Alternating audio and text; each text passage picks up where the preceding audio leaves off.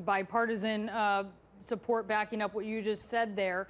The former FBI director says the president pressured him to back off from investigating General Michael Flynn. He wrote a note of an interaction with the president at the time he had it, saying as much. The president says that never happened. So who do you believe, President Trump or James Comey?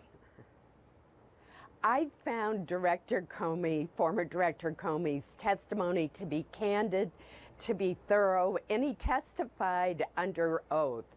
So I believe that the information that he gave our committee is what he believed happened. That doesn't eliminate the possibility that there was a misinterpretation.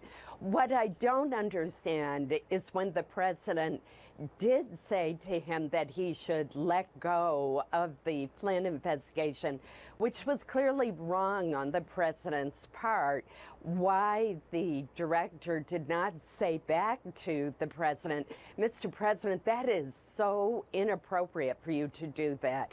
The independence of the FBI is really important, and we cannot be having discussions like this. I think he should have said that at the time. If it was so inappropriate, then it sounds as if you understand in the context of what happened that that was some sort of direction coming from President Trump. So does that make what he said in the Rose Garden this week a lie?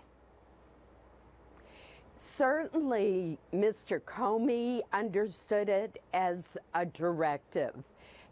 The exact language makes it more ambiguous because he says, the president says, I hope you can see your way to letting the Flynn matter go. That's still wrong for him to do that.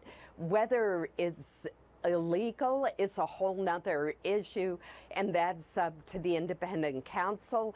But it was wrong of the president to even bring up the subject. But if he said to you, Senator, in the White House, if President Trump was talking to you and he said, Senator Collins, I hope you can vote for the health care bill. I mean, how would you interpret that? You would interpret that as a directive, right?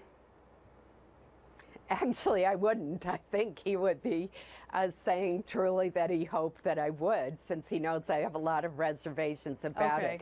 But listen, the conversation should not have occurred. There's just no doubt about that.